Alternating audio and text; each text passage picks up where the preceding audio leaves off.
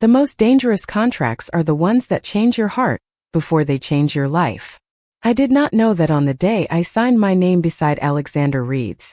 At the time I thought I was saving my family. Nothing more. My name is Emma Parker, and 6 months before my wedding, my life looked nothing like the future waiting for me.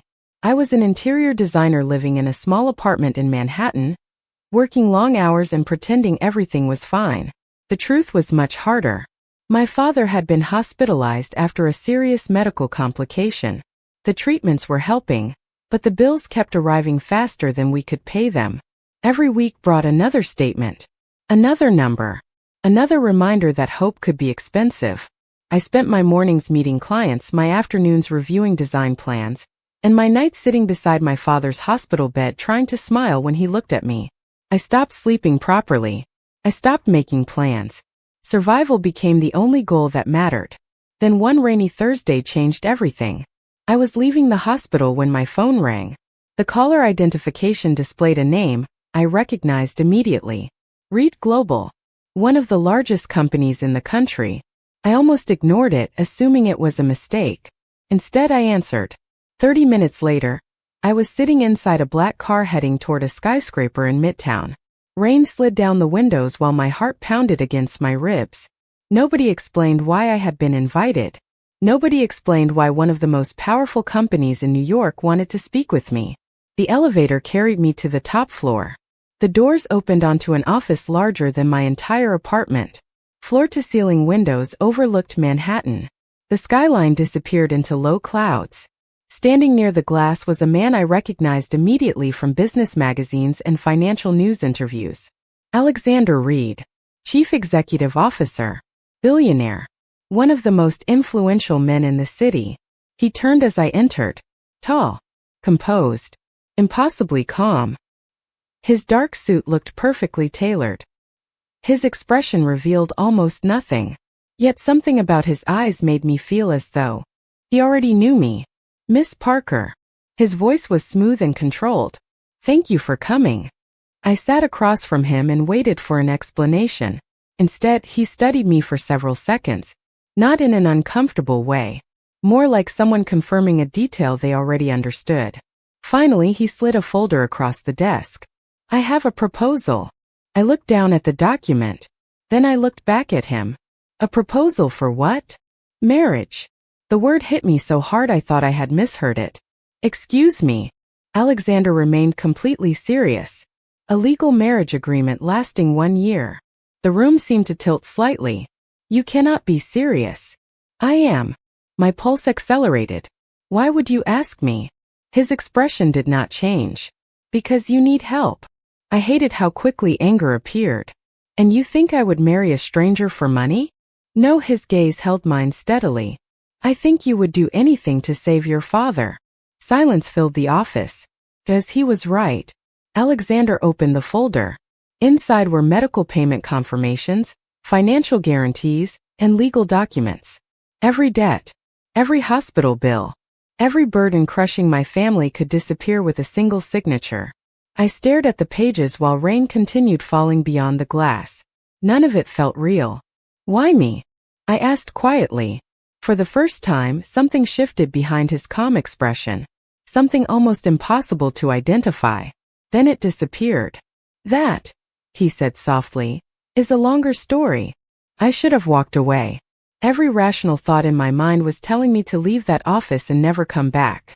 Yet life becomes complicated when desperation enters the room. I sat across from Alexander Reed while rain continued sliding down the glass walls behind him.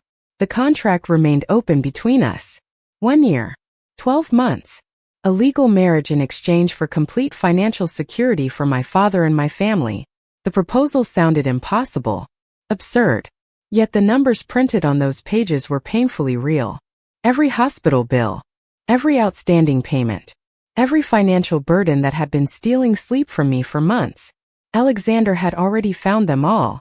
How do you know so much about my situation? I asked quietly. His expression remained unreadable. I make it my business to understand important details.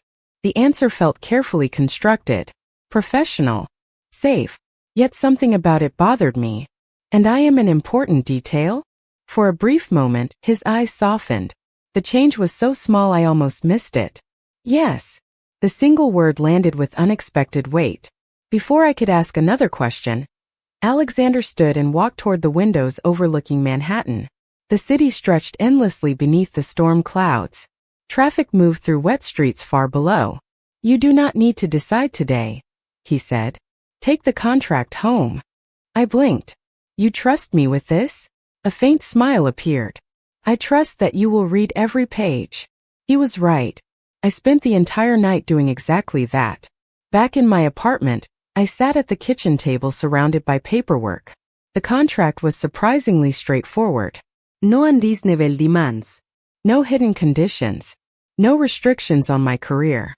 No control over my personal decisions. In fact, several clauses seemed designed to protect me rather than benefit him. That was what confused me most. If this was truly a business arrangement, why did it feel like someone had spent months making sure I would be comfortable? Around midnight, my father called from the hospital. We talked about ordinary things. Television shows. The weather. His physical therapy sessions. Neither of us mentioned the financial situation directly. We both knew there was nothing left to say. After the call ended, I stared at the contract again.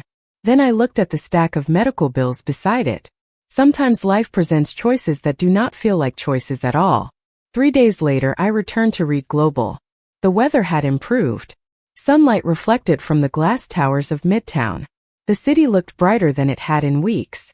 I felt the opposite. Alexander was waiting in the same office. The same skyline behind him. The same calm expression. Have you made a decision? He asked. I nodded slowly. My hands felt colder than they should have. Yes.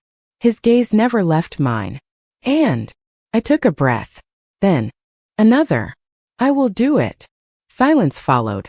Not because he was surprised. Almost the opposite. As though he had expected that answer from the beginning.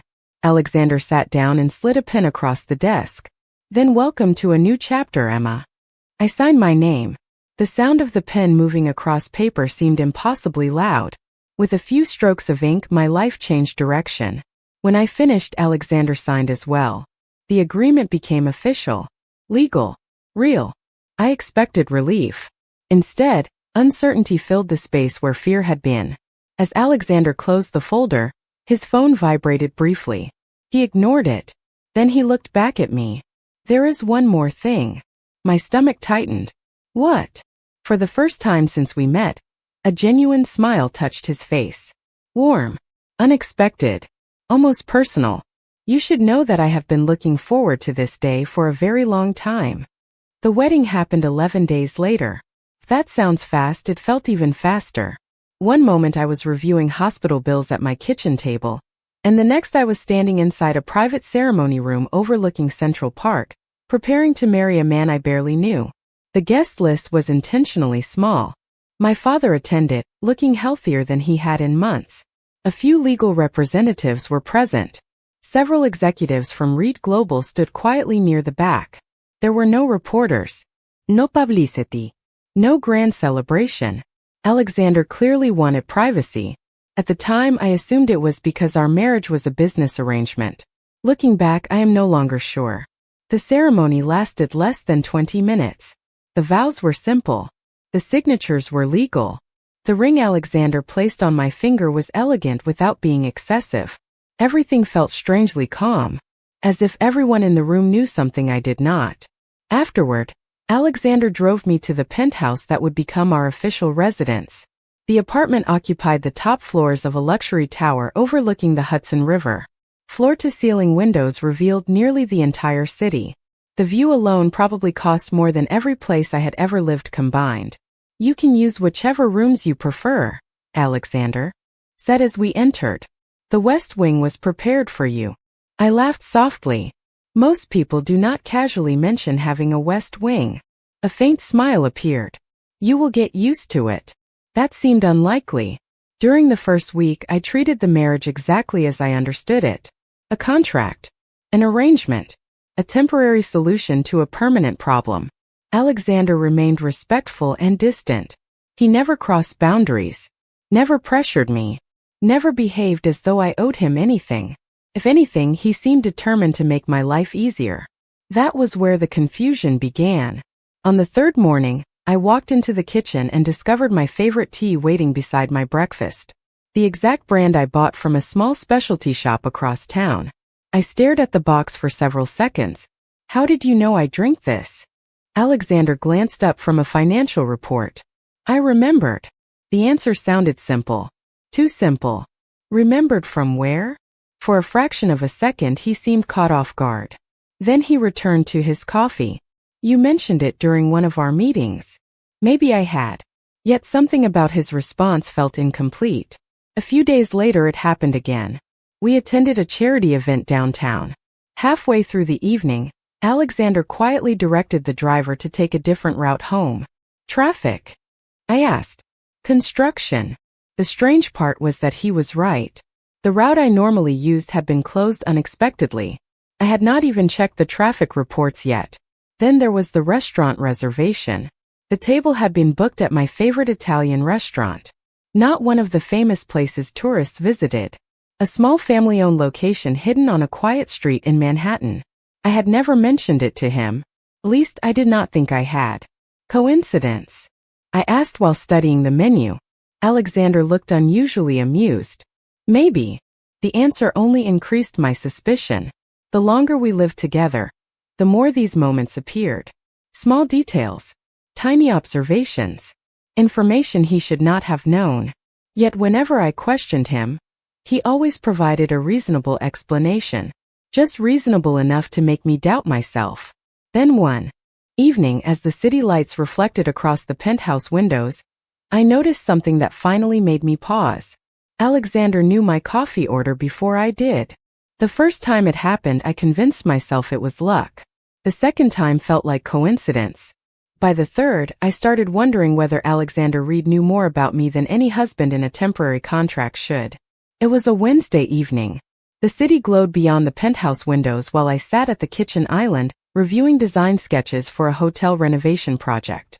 Alexander was across the room answering emails. The apartment was quiet except for the distant hum of Manhattan below.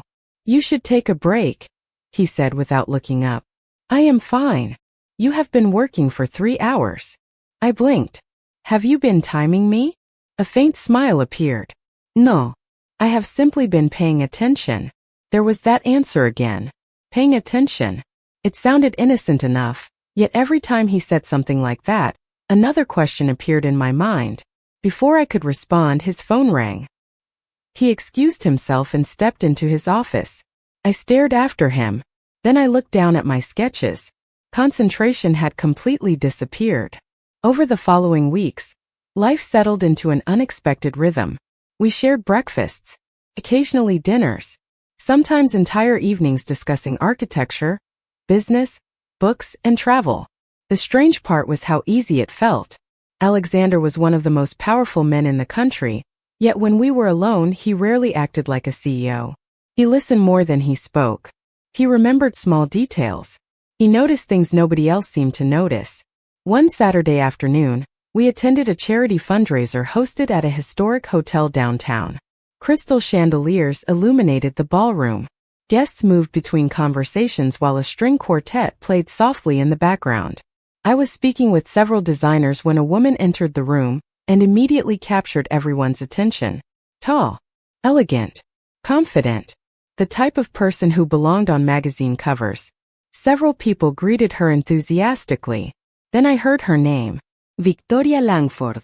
A successful entrepreneur, media favorite, frequent guest at industry events. More importantly, someone apparently very familiar with Alexander. I watched as she crossed the ballroom and approached him. Her smile was warm, comfortable, personal. Alexander greeted her politely. They exchanged a brief conversation before she lightly touched his arm and laughed at something he said. For reasons I could not explain, my stomach tightened. The reaction irritated me immediately. This marriage was temporary, contractual, professional. I had no right to care who Alexander spoke with. Yet that logic accomplished absolutely nothing. Throughout the evening, I noticed Victoria near him repeatedly. Not inappropriate, not romantic, Simply familiar. The kind of familiarity that suggested history. On the drive home, I stared out the window while city lights blurred past. "You are quiet," Alexander said. "Long day." He studied me briefly. "That is not the reason." I hated how quickly he noticed things. "Who is Victoria?" The question escaped before I could stop it. Something unexpected crossed his face. Amusement. A business acquaintance. "Only that?" "Yes." His answer arrived immediately. Too immediately. I folded my arms. People seemed to think otherwise. Alexander became thoughtful. "And what do you think?" The question caught me completely unprepared. Because the truth was uncomfortable. I was beginning to care. Far more than a person involved in a temporary marriage should. Before I could answer, the elevator doors opened onto the penthouse floor. Alexander stepped aside to let me exit first. Then he spoke quietly. "Emma, there has never been anyone else." My heart reacted before my brain could intervene. And for the first time since signing the contract, that frightened me more than the marriage itself. After that night, I started noticing things I had been ignoring for months. The problem was not that Alexander knew too much. The problem was that I no longer believed his explanations. Every answer sounded reasonable. Every detail had a logical excuse. Yet together they formed a pattern I could not stop thinking about. 2 weeks after the charity event, Alexander left for a series of meetings in Chicago. It was the first time since our marriage that the penthouse felt truly empty. The silence followed me from room to room. I told myself I enjoyed having space again. The lie lasted approximately 3 hours. By the second evening, I found myself wandering through parts of the residence I had never explored. The penthouse was enormous. Entire sections remained unused most of the time. While searching for a book, I discovered a private library hidden behind a hallway I rarely entered. Floor-to-ceiling shelves lined the walls. Warm lighting reflected across dark wood. The room felt less like a library and more like a collection of someone's memories. I wandered between shelves, studying titles and photographs. Most were business-related. Some focused on architecture and design. That immediately caught my attention. Alexander had always shown unusual interest in my work. I assumed he was being supportive. Now I was no longer sure. Near the back of the room stood a locked glass cabinet. The key had been left in the drawer beneath it. I hesitated. Then curiosity won. The cabinet opened with a quiet click. Inside were folders. Dozens of them. Neatly organized. Labeled by year. First, I thought they were company records. Then I pulled one out. My breath stopped. The folder contained photographs of an interior design exhibition I attended nearly 8 years earlier. My exhibition. I slowly turned the pages. Newspaper clippings. Magazine features. Competition results. Scholarship announcements. Project presentations.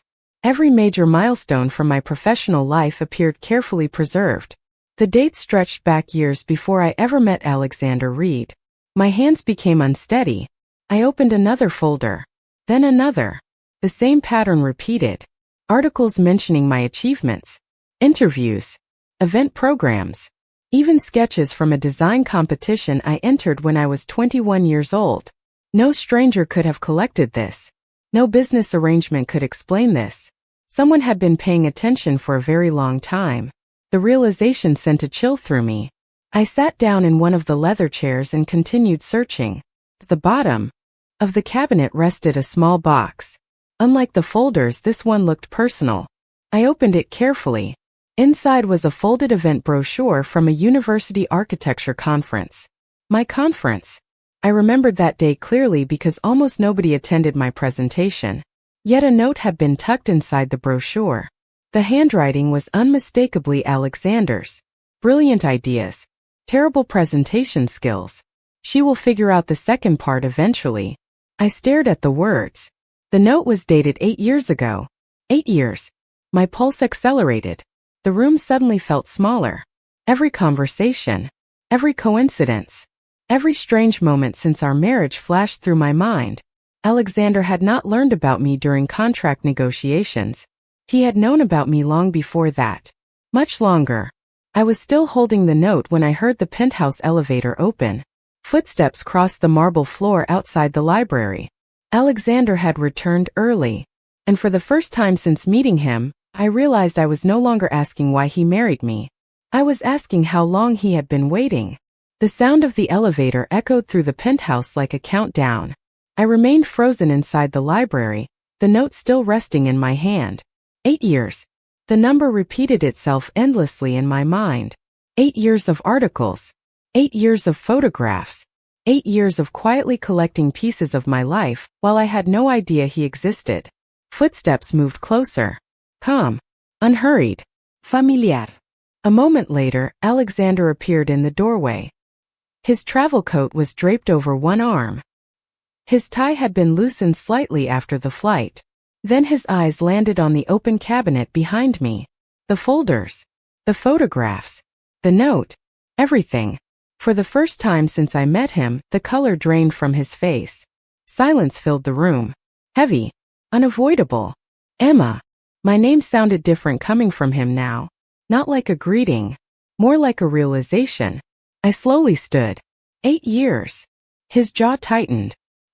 He glanced toward the cabinet before looking back at me. I can explain.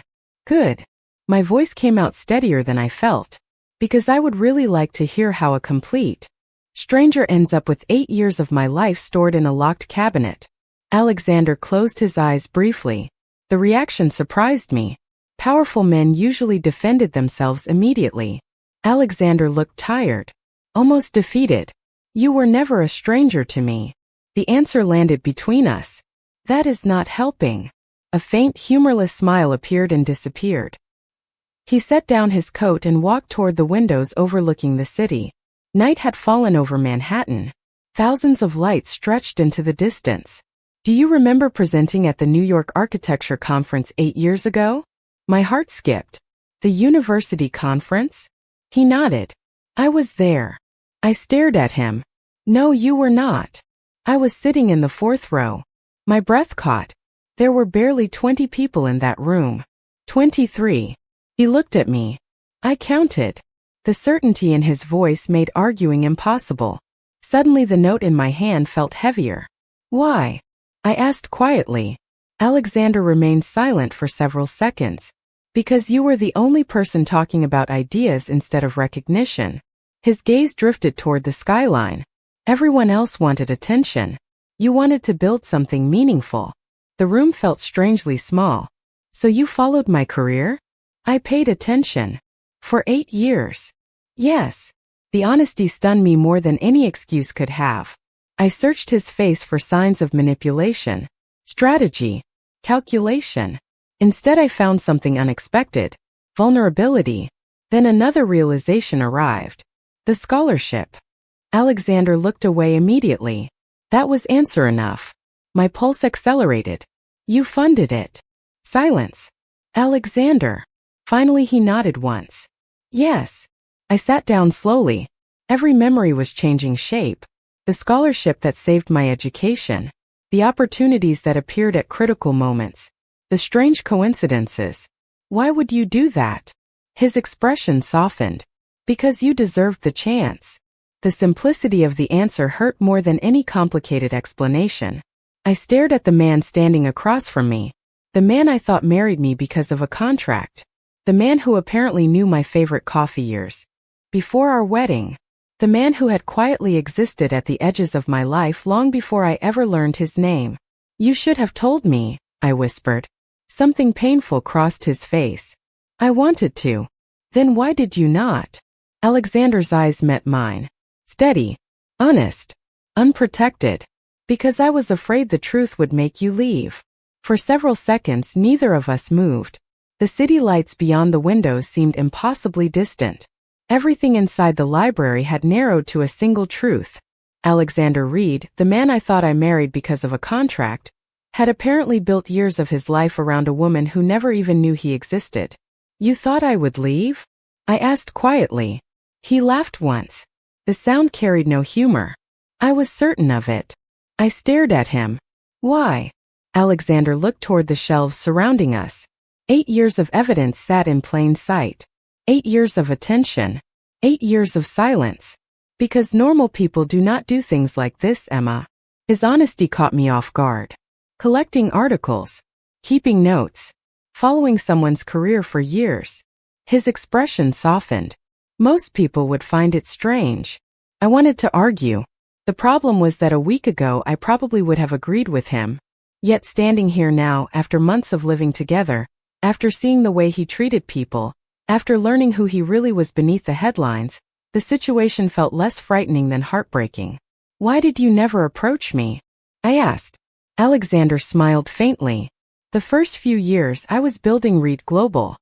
He walked slowly toward one of the shelves. Then every year it became harder. Harder. The more successful I became, the less I wanted you wondering whether success was the reason I introduced myself. The answer left me speechless. He continued before I could respond. Then I heard about your father. His voice grew quieter. And suddenly I had a reason to enter your life without forcing my way into it. My heart tightened. The contract. He nodded once. The contract. For months I had believed the marriage existed because I needed help. Now I was beginning to understand something much more complicated. Alexander had created an opportunity. A door. A chance to finally stand beside me after years of remaining invisible. Do you know what the worst part was? He asked suddenly. I shook my head. A tired smile appeared. Watching you every day and pretending this was only business. The confession settled heavily between us. Every breakfast. His gaze met mine. Every conversation. Another step closer. Every evening you smiled at something I said and I had to remind myself that this arrangement was supposed to protect you, not pressure you. My pulse accelerated. The room felt warmer than before.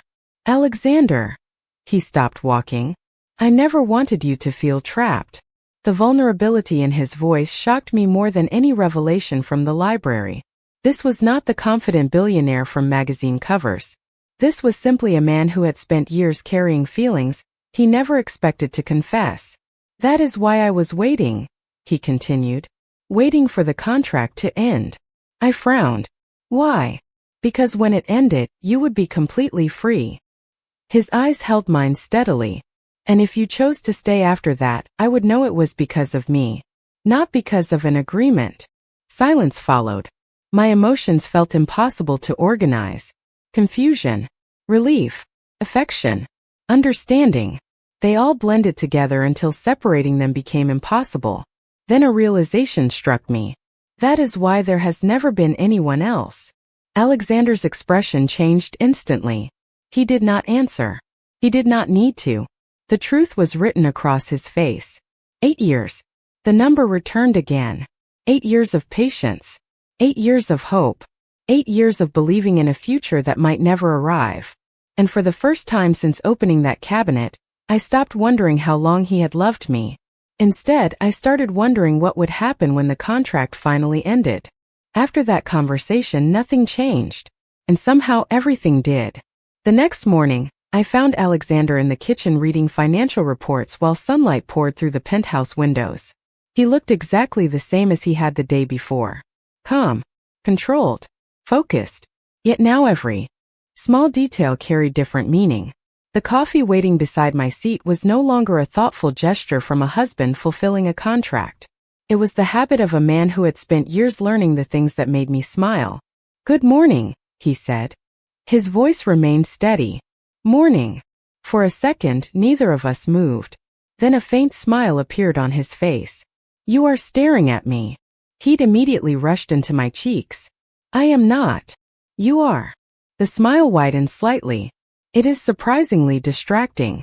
I laughed despite myself. The sound seemed to relax something inside both of us. Over the following weeks, I started seeing the truth everywhere. The evidence was no longer hidden inside a library cabinet. It existed in ordinary moments. During meetings, Alexander always remembered details about my projects that even clients forgot. When my father mentioned a favorite author, a signed first edition appeared at his hospital room a week later.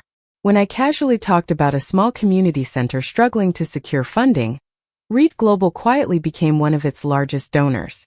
None of those actions were performed for attention. In fact, Alexander seemed almost uncomfortable whenever anyone thanked him. One evening, I finally asked the question that had been haunting me. We were sitting on the rooftop terrace above the city. The skyline glittered beneath a clear spring sky. "What changed 8 years ago?" I asked. Alexander looked toward the horizon. "What do you mean?" "You saw my presentation." I studied him carefully. "But people do not dedicate years of their lives because of a single conference." For a long moment he remained silent. Then he nodded slowly. "You are right." His expression grew thoughtful. "The presentation caught my attention. What happened afterward changed everything." I waited.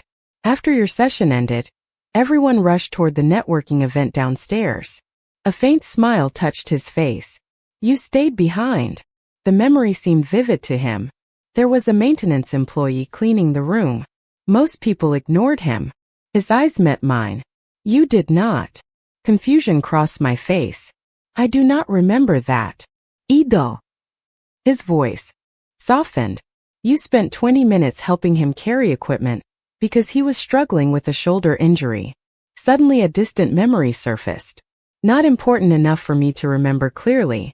Yet Alexander remembered every detail. "That was it?" I asked quietly. He laughed. "Emma, do you know how many ambitious people I meet every year?" I shook my head. "Thousands." He leaned back in his chair. "Most are impressive. Some are brilliant. Very few are kind when nobody is watching." The city lights reflected in his eyes. "You were." My heart tightened. For years I assumed success had attracted his attention. Instead, it was a moment I barely remembered. A simple act of kindness. Nothing strategic. Nothing remarkable. Just helping another person. "So you spent 8 years believing in someone because of that?" I asked. Alexander smiled. No, his gaze held mine steadily. "I spent 8 years confirming that my first impression was right." The answer stole my breath. Then he reached into his jacket pocket and handed me a folded document. I opened it carefully. My heart immediately stopped. It was our marriage contract. The final expiration date was less than 3 weeks away. 3 weeks can pass surprisingly fast when every day matters. After Alexander handed me the contract on that rooftop, neither of us mentioned it again. We did not need to. The expiration date existed quietly between us, counting down in silence. Yet something unexpected happened during those final weeks. Instead of feeling pressured, I felt certain. Not because Alexander asked me to stay. He never did. Not because he tried to convince me. He never would. The certainty came from ordinary moments. Morning coffee beside the windows overlooking Manhattan. Late-night conversations about architecture and business. Watching him call my father every Sunday simply to check on his health. Seeing how he treated employees, strangers, and people who could offer him absolutely nothing in return. The more I learned about Alexander Reed, the harder it became to remember why I once believed this marriage was only a contract. Then the final day arrived. The date sat printed in black ink on the last page of our agreement. 1 year complete. Legal obligations fulfilled. Freedom restored. I spent most of that morning walking through the city alone. Central Park was filled with spring sunlight. Families filled the pathways. Street musicians performed near the fountains. Everywhere I looked, life seemed to be moving forward. By the time I returned to the penthouse, I knew exactly what I wanted to do. Alexander was waiting in his office overlooking the Hudson River. The skyline stretched beyond the glass. His expression was calm, but I knew him well enough now to notice the tension he was hiding. On the desk sat a single folder. The contract. He stood as I entered. "Emma." My name sounded softer than usual. "E." For a moment, neither of us spoke.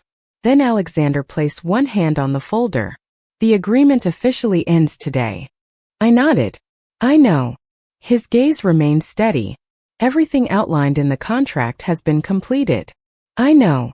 A faint smile appeared. "You are making this difficult." My heart tightened. Because for the first time since meeting him, Alexander looked uncertain. "I promised you complete freedom when this ended," he continued. "That promise has not changed." Silence followed. Then he slid the folder across the desk. "Whatever you decide next, I want it to be your choice." There it was. No pressure. No conditions. No manipulation. Just the same respect he had shown me from the beginning. I looked down at the contract, the document that had saved my family, the document that brought me into his life, the document that existed because a man spent 8 years hoping for a chance he never expected to receive. Slowly I picked it up. Alexander watched quietly. Then I walked toward the fireplace built into the far wall of the office. For the first time, genuine confusion crossed his face. I opened the folder, removed the contract, looked at it one final time. Then I placed the pages into the fire. Flames curled around the paper. The ink darkened. The signatures disappeared. Within seconds, the agreement that had started everything became ash. Alexander stared at the fireplace, then at me, completely speechless. Emma. I smiled through the emotion gathering in my chest. I signed because I needed a husband. His eyes never left mine. And now, the answer came easily, effortlessly, like something I had known for a long time. I stayed because I found my home. For several seconds the room became perfectly still. Then Alexander crossed the distance between us. Not rushed, not dramatic, just certain. He reached for my hand and held it carefully, as though it were the most valuable thing he had ever touched. Outside the windows, Manhattan glowed beneath the evening sun. Inside, the future finally arrived. And the greatest surprise was not discovering that Alexander had loved me for 8 years. It was realizing that somewhere along the way, without contracts, without obligations, and without realizing it, I had fallen in love with him too.